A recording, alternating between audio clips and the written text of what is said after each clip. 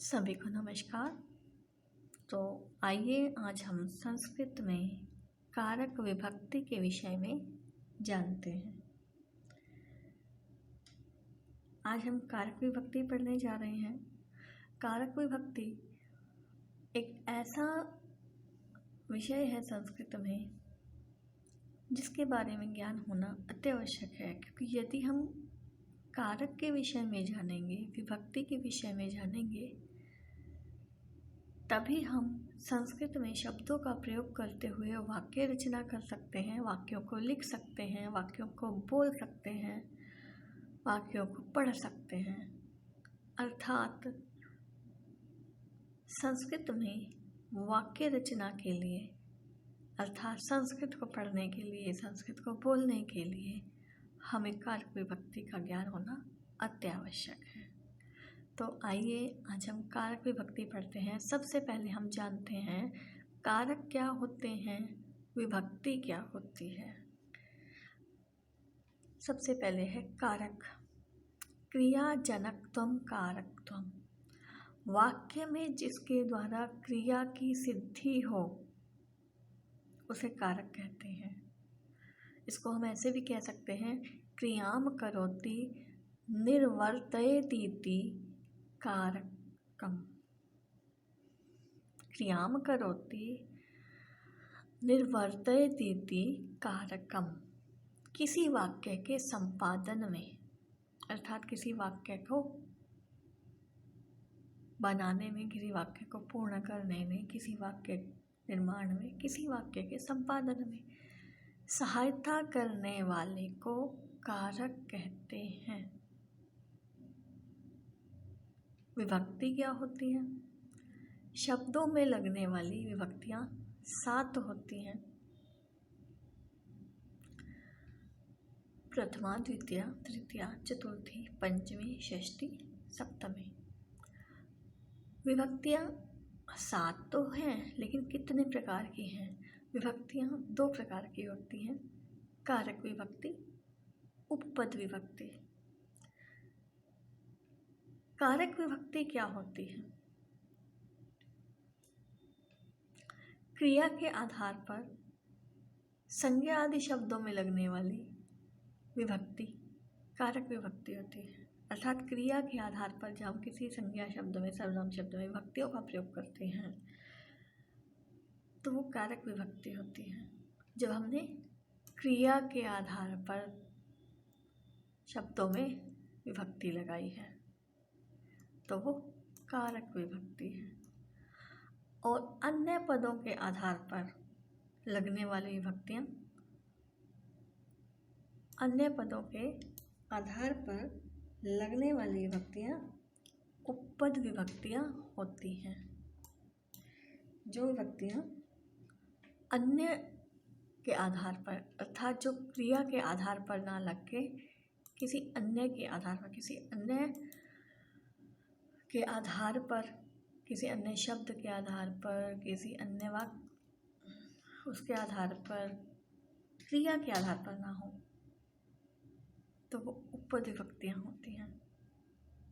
किसी भी अन्य चीज़ को हम विचार करके अगर विभक्ति लगा रहे हैं, किसी शब्द को विचार करके विभक्ति लगा रहे हैं तो वो हमारी उपपद विभक्ति है, परंतु वो क्रिया के आधार पर नहीं है। तो क्रिया के आधार पर यदि हमने विभक्ति लगाई है तो वो कारक विभक्ति है।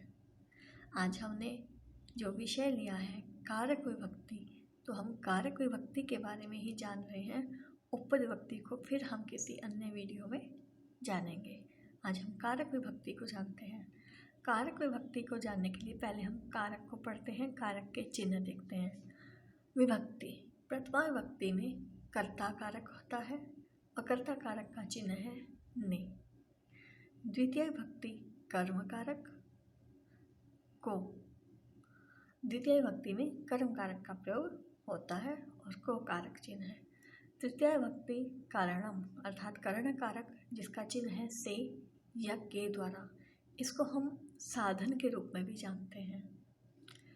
चतुर्थी विभक्ति संप्रदानम, संप्रदान कारक के लिए, इसका कारक चिन्ह है के लिए। पंचमी विभक्ति अपादानम, अपादान कारक इसका चिन्ह है से। पृथकता लिखा है यहाँ, अर्थात यहाँ भी से आया था, जो साधन के लिए मैंने बोला था प्रयोग होता है। यहाँ से पृथकता से समझ में आएगा कि यहाँ पर जो से है वो कहीं ना कहीं किसी चीज़ को किसी चीज़ से पृथक होने का आभास देता है, या किसी चीज़ को किसी चीज़ से पृथक करता है, अलग करता है, वहाँ अपादान कारक होता है। षष्ठी विभक्ति संबंध कारक, जिसका चिन्ह है का, के, की, रा, रे, री। सप्तमी विभक्ति अधिकरणम, सप्तमी विभक्ति अधिकरण कारक, जिसका चिन्ह है में, पर। संबोधन, संबोधन संबोधनम कारक हुआ, इसका चिन्ह है हे, अरे, भो, जो कि विस्मयादि बोधक चिन्हों के साथ प्रयोग होते हैं, जो किसी भी व्यक्ति को या किसी भी प्राणी को संबोधित करने के लिए प्रयोग होते हैं। हमने यहाँ अभी 7 विभक्तियाँ, एक संबोधन के बारे में जाना, कारक चिन्हों के बारे में जाना, इसमें हमने षष्ठी विभक्ति के बारे में जाना, संबंध के बारे में। षष्ठी विभक्ति संबंध, षष्ठी विभक्ति का अर्थ संबंध से है, जिससे हमें किसी संबंध के बारे में पता चलता है। और संबोधन, संबोधन किसी को संबोधित करने के लिए प्रयोग किया जाता है। तो जो ये षष्ठी विभक्ति है और संबोधन है, इनको कारक नहीं माना गया, ये कारक नहीं होते। विभक्तियां हैं, इनके कारक चिन्ह भी हैं, वाक्यों में भी प्रयोग होते हैं, परंतु इन्हें कारक नहीं माना गया। संबंध और संबोधन को कारक नहीं माना गया, परंतु ये विभक्तियां हैं। षष्ठी विभक्ति है, संबोधन में हम प्रथमा विभक्ति का ही प्रयोग करते हैं, इनको हम वाक्यों में प्रयोग करते हैं, इसलिए यहाँ हम इन्हें भी पढ़ने जा रहे हैं, परंतु ये कारक नहीं है। तो आइए, इसके साथ ही हमने कारक जाना क्या होते हैं, विभक्तियाँ क्या होती हैं, कारक चिन्ह क्या होते हैं। अब हम जब कारक और विभक्तियों को जान चुके हैं, तो ये जानते हैं कारक विभक्तियाँ क्या हैं। कारक विभक्तियाँ हमने जाना, क्रिया के आधार पर प्रयोग होने वाली विभक्तियाँ कारक विभक्तियाँ होती हैं। तो आइए देखते हैं कैसे। सबसे पहले है प्रथमा विभक्ति कर्ता कारक। तो पहले हम आज प्रथमा विभक्ति कर्ता कारक को ही जानने वाले हैं। कर्ता कारक प्रथमा विभक्ति, क्रिया को स्वतंत्र रूप से करने वाले को कर्ता कारक कहते हैं।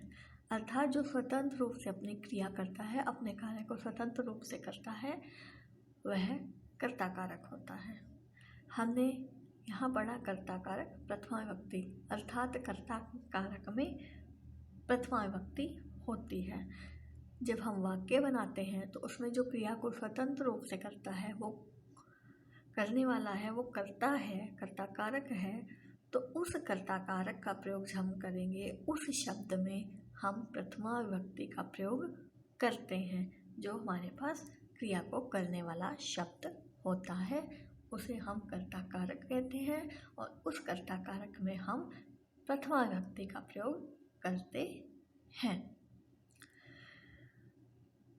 यथा मोहनः पठति, मोहनः पठति अर्थात मोहन पढ़ता है। यहाँ पठति पढ़ना, पठति क्रिया को करने वाला मोहन है। मोहन पढ़ता है अर्थात काम कौन कर रहा है, मोहन कर रहा है। मोहन पढ़ रहा है, मोहन पढ़ता है। तो जब पढ़ने वाला मोहन है, क्रिया करने वाला मोहन है, तो मोहन कर्ता हुआ अर्थात कर्ता कारक हुआ। इसलिए यहाँ पठति क्रिया को करने वाला मोहन है, अतः मोहन कर्ता कारक है, क्योंकि क्रिया किसने की, मोहन ने की। पढ़ने की क्रिया मोहन कर रहा है, तो मोहन कर्ता कारक है। मोहनः, हमने कुछ शब्द रूप भी पढ़े थे। जैसे हमने पढ़े थे बालक के, बालकः, बालकः बालकः, बालकौ, बालकाः। तो हमने वो 3 वचनों में पढ़े थे, एक वचन, द्विवचन, बहुवचन। प्रथमा विभक्ति में भी एक वचन भी होता है, द्विवचन भी होता है, बहुवचन भी होता है।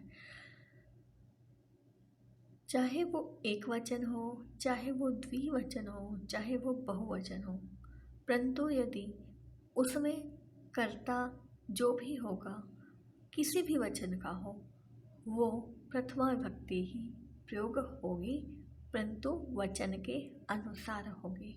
मोहनः पठति में एक मोहन पढ़ रहा है, मोहन एक है, तो मोहन एक है, इसलिए यहाँ पर हमने एक वचन का प्रयोग किया है। मोहनः पठति प्रथमा विभक्ति में किया है, एक वचन में किया है मोहनः। जैसे हमें बालक के शब्द रूप पढ़ते हुए देखा था, बालकः एक वचन था प्रथमा विभक्ति का। इसी प्रकार से मोहन के शब्द रूप देखेंगे, मोहना एक वचन है प्रथमा विभक्ति में।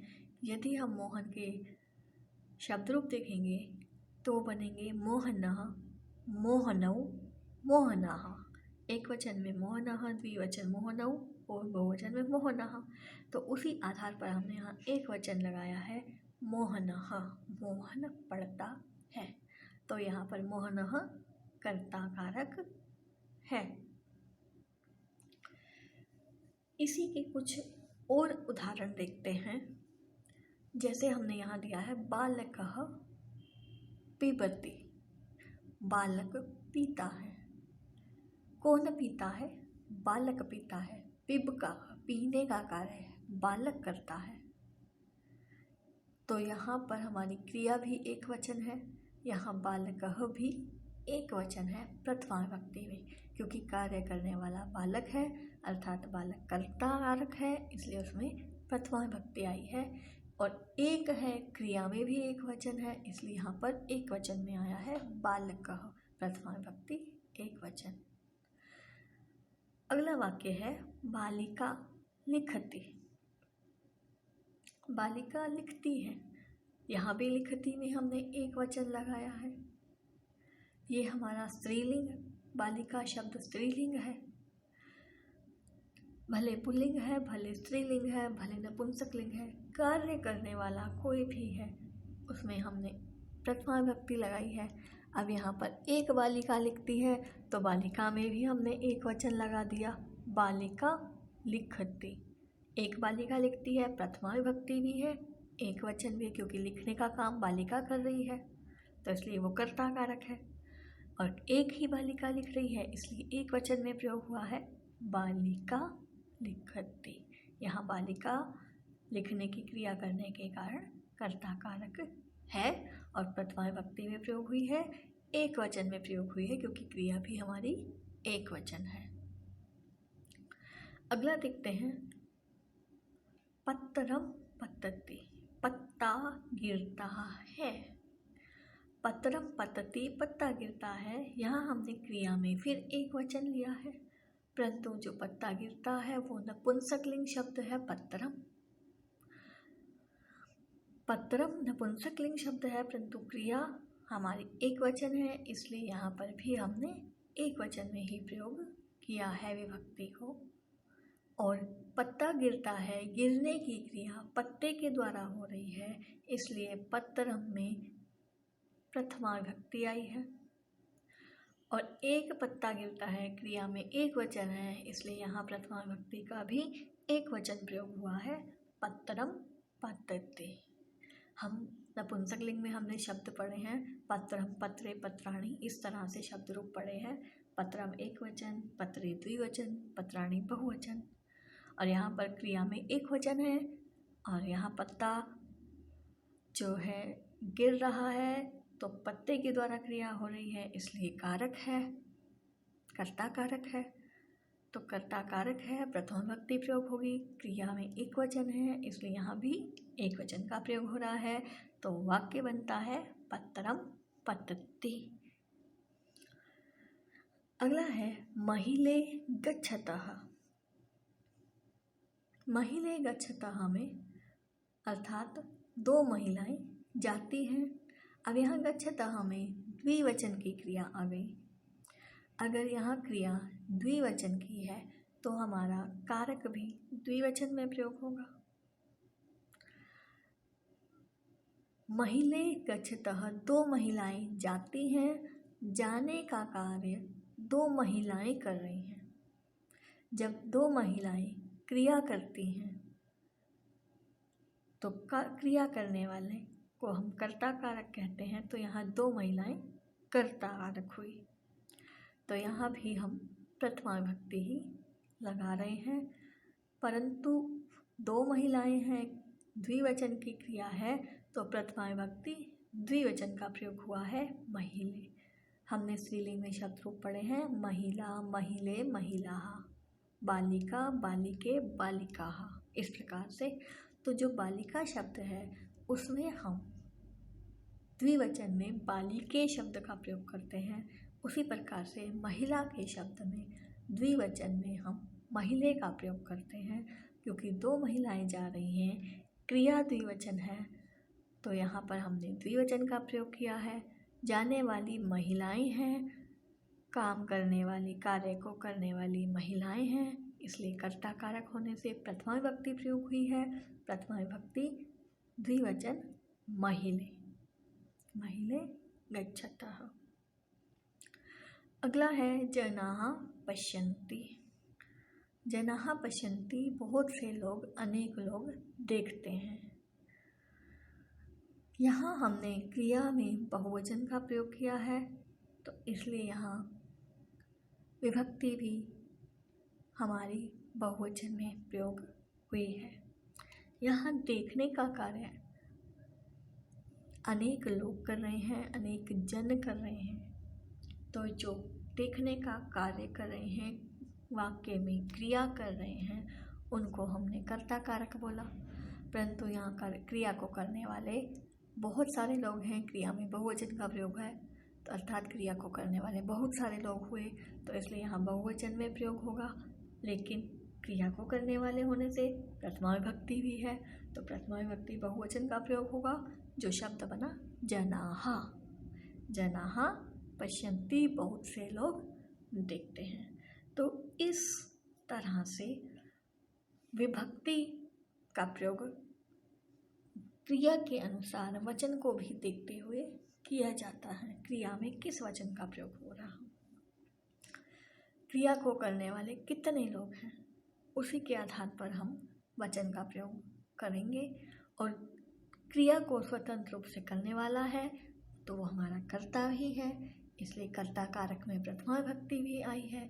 और क्रिया को करने वाले कितने हैं, एक है, दो हैं या अनेक हैं, उस आधार पर हम वचन का भी प्रयोग करेंगे। प्रथमा विभक्ति एक वचन का प्रयोग किया गया, प्रथमा विभक्ति द्विवचन का प्रयोग हुआ, प्रथमा विभक्ति बहुवचन का भी प्रयोग हुआ, तो उसी के आधार पर हम वचन को देखकर प्रयोग करते हैं और कर्ता कारक का प्रयोग होता है। इस प्रकार से ये हमारी प्रथमा विभक्ति कर्ता कारक हुई। अब हम जानते हैं द्वितीय विभक्ति के बारे में। अभी हमने यहाँ पढ़ा था प्रथमा विभक्ति कर्ता कारक, यहाँ है द्वितीय विभक्ति कर्म कारक जिसका चिन्ह है को। तो आइए अब हम द्वितीय विभक्ति कर्म कारक को भी जानते हैं। कर्म कारक द्वितीय विभक्ति क्रिया के संपादन में कर्ता के सर्वाधिक अभीष्ट को, अर्थात क्रिया को पूर्ण करने में कर्ता के लिए जो सबसे अधिक इच्छित हो, सबसे अधिक अभीष्ट हो, सबसे अधिक जरूरी हो, वो या जिस पर क्रिया का फल पड़ता हो, क्रिया का प्रभाव पड़ता हो जिस पर, उसे हम कर्म कारक कहते हैं। या तो क्रिया के संपादन में कर्ता के सर्वाधिक अभीष्ट हो, या जिस पर क्रिया का प्रभाव पड़ता हो, क्रिया का फल पड़ता हो, उसे हम कर्म कारक कहते हैं। आइए देखते हैं कैसे। यथा मोहनः, हमने यहाँ वाक्य पढ़ रहे हैं मोहनः पुस्तकं पठति। इससे पहले हमने कर्ता कारक में पढ़ा था मोहनः पठति, मोहन को हमने यहाँ कर्ता कारक जाना था। मोहनः पुस्तकं पठति में मोहनः फिर से कर्ता कारक ही है, परंतु यहाँ हम कर्म कारक को जान रहे हैं। मोहनः पुस्तकम पठति में पुस्तकम, मोहन पढ़ता है। मोहन किसको पढ़ता है? मोहन पुस्तक को पढ़ता है। अगर हम हिंदी का अनुवाद करके देख रहे हैं, मोहन पुस्तक को पढ़ता है, तो हमारे पास को चिन्ह आ रहा है, कर्म कारक हुआ, द्वितीय भक्ति हुई। और मोहन पढ़ता है तो मोहन को पढ़ने के लिए कुछ तो वो पढ़ेगा, पढ़ने के लिए कुछ चाहिए, कोई चीज़ उसको अभीष्ट होगी, इच्छित होगी, तो मोहन को पढ़ता है। मोहन पुस्तक को पढ़ता है तो पढ़ने के लिए उसे पुस्तक अभीष्ट है। क्रिया का कार्य करने के लिए, क्रिया करने के लिए उसे पुस्तक की आवश्यकता है, पुस्तक अभीष्ट है, इसलिए पुस्तकम द्वितीय भक्ति हुई। और पढ़ेगा किसको? पुस्तक को पढ़ता है। तो जब पुस्तक को पढ़ रहा है तो क्रिया का फल पुस्तक पर पड़ रहा है, तो उस आधार पर भी पुस्तकम द्वितीय भक्ति हुई। अर्थात मोहनः पठति में मोहनः तो हमने पहले सीखा, कर्ता कारक है। अब मोहनः पुस्तकम पठति में पुस्तकम हमारे पास कर्म कारक है, जिसमें द्वितीय भक्ति प्रयोग हुई है, क्योंकि क्रिया को पूर्ण करने के लिए पुस्तक अभीष्ट है। यहाँ पठन क्रिया के संपादन में, पठन क्रिया को पूर्ण करने में कर्ता मोहन के लिए पुस्तक सर्वाधिक अभीष्ट है, अतः पुस्तक कर्म कारक है। आइए कुछ और वाक्य देखते हैं। हमने अभी पढ़ा बालकः पिबति, बालक पीता है। अब हम यहाँ पढ़ रहे हैं बालकः दुग्धम पिबति, बालक दूध को पीता है। यहाँ बालक हमने सीखा था प्रथमा विभक्ति। अब हम सीख रहे हैं बालक किसको पीता है? दूध को पीता है। यहाँ बालक के लिए, क्रिया के लिए दूध उसके लिए अभीष्ट है, क्रिया को पूर्ण करने के लिए। बालक पीने की क्रिया के लिए उसे दुग्ध की आवश्यकता है, दुग्ध अभीष्ट है, तो यहाँ दुग्ध में द्वितीय भक्ति आएगी और एक वचन में प्रयोग होगा। बालकः दुग्धम पिबति में दुग्धम कर्म कारक है, इसलिए यहाँ पर द्वितीय भक्ति आई है।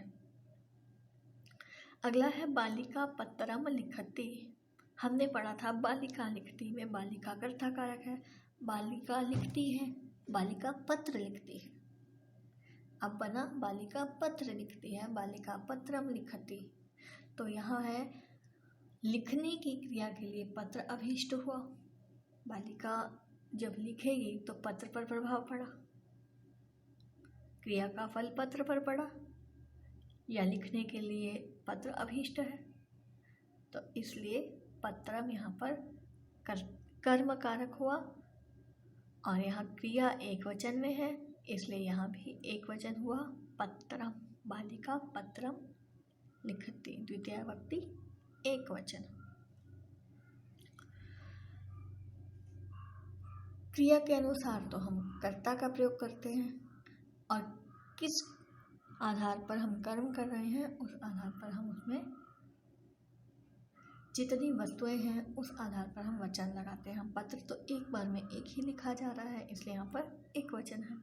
महिले देवालयम गच्छतः, महिले दो महिलाएं देवालय जाती हैं, देवालय अर्थात मंदिर, देवालय जाती हैं, दो महिलाएं देवालय जाती हैं। यहाँ द्विवचन है महिले में, क्योंकि क्रिया भी द्विवचन है, कर्ता कारक में भी द्विवचन हो गया।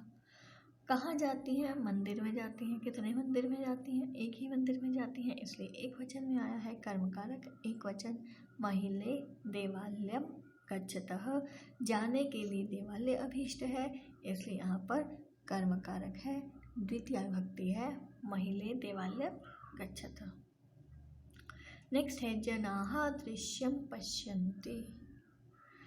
जनाः पश्यन्ति, लोग देखते हैं। लोग किसको देखते हैं? लोग दृश्य को देखते हैं। क्रिया का प्रभाव, देखने का प्रभाव दृश्य पर पड़ रहा है, या देखने की क्रिया को पूर्ण करने के लिए दृश्य अभीष्ट है, इसलिए यह दृश्य में कर्म कारक है, जिससे वाक्य बन रहा है जनाः दृश्यम पश्यन्ति। दृश्य में द्वितीय भक्ति का प्रयोग हो रहा है। क्योंकि ये कर्म कारक है। नेक्स्ट है छात्राः विद्यालयं गच्छन्ति। अनेक छात्र विद्यालय जाते हैं। छात्र जाते हैं, छात्र कहाँ जाते हैं? विद्यालय को जाते हैं। जब छात्र विद्यालय को जा रहे हैं तो जाने की क्रिया के लिए विद्यालय अभीष्ट है, इसलिए यहाँ पर कर्म कारक है विद्यालय में। द्वितीय विभक्ति आई विद्यालयम। छात्राः विद्यालयं गच्छन्ति। तो इस प्रकार से आप देख रहे हैं ये जितने भी बोल्ड हुए शब्द हैं ये सब कर्म कारक हैं, क्योंकि क्रिया को पूर्ण करने के लिए ये सभी अभीष्ट हैं, इसलिए ये सभी कर्म कारक हैं। इनमें द्वितीय विभक्ति आई है। तो आज हमने जाना कारक क्या होते हैं, विभक्ति क्या होती है, कारक विभक्ति क्या होती है, कारक पढ़े हमने, और उसके साथ हमने आज प्रथमा विभक्ति और द्वितीय विभक्ति, कर्ता कारक और कर्म कारक को जाना। आशा है आपको ये समझ में आई होंगी। तृतीय विभक्ति चतुर्थी विभक्ति को आगे हम अन्य वीडियो में जानेंगे। अभी हम कर्ता कारक और कर्म कारक का अभ्यास करेंगे। इसको पुनः आप सुनिए, समझिए और अपने आप से वाक्यों में प्रयोग करने का अभ्यास भी कीजिए। धन्यवाद।